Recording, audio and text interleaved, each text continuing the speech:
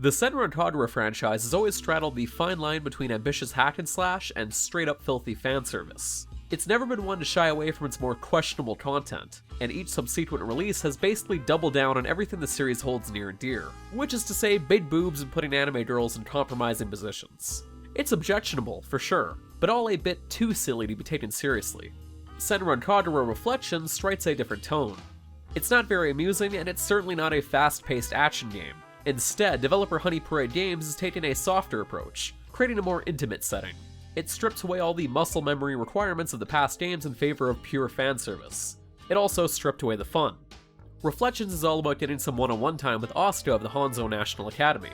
She needs your help. There's a feeling inside of her she doesn't quite understand, and it's only through your embrace that she'll figure out what it is. To put it in a less romanticized way, you need to keep touching her until she makes a breakthrough. Not exactly Shakespeare we're working with here, but it serves its purpose in making a game about groping come off less creepy than it otherwise would.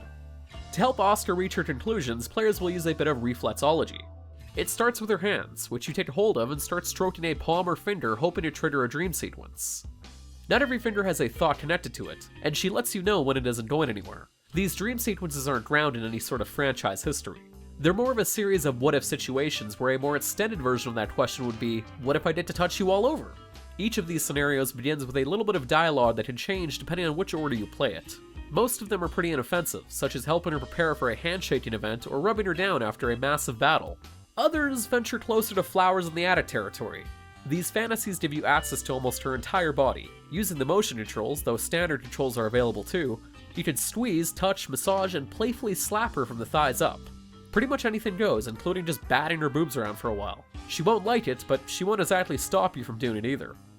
In fact, players are encouraged to get lewd with Asuka, because these actions are necessary to unlock the different endings, as well as the game's true ending. It all starts to wear thin quite quickly, and soon enough the experience devolves into a quick search for the correct color spots on her body. Asuka's body parts will emit different colors when caressed, and these colors play into unlocking the handful of endings available.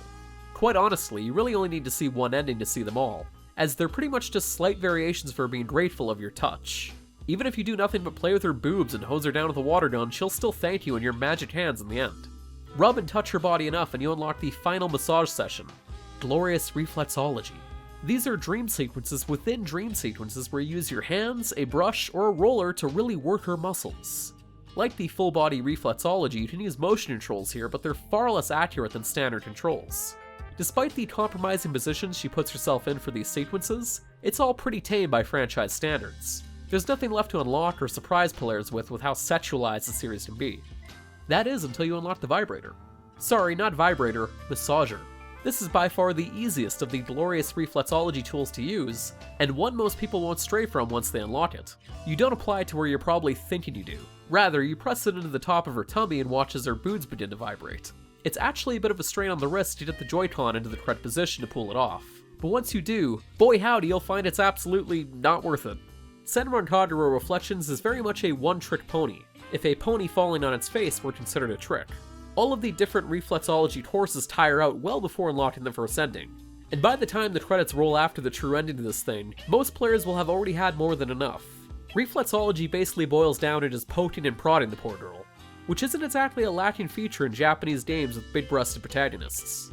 The developer seems to know how monotonous the game is, because you'll eventually be given the opportunity to skip over the glorious reflexology portions to speed things along. The inclusion of the HD Rumble does nothing to increase the immersion in the bonus features, including the different costumes you can dress her up in, or the series staple diorama mode don't quite measure up to prior entries in the series. Senran Kagura Reflections is really nothing more than a proof of concept. Honey Parade Games set out to make a game where you touch Asuka all over until she's been satisfied, and in that respect, the developer succeeds. Just a damn shame the developer couldn't turn all that touching into something worth playing.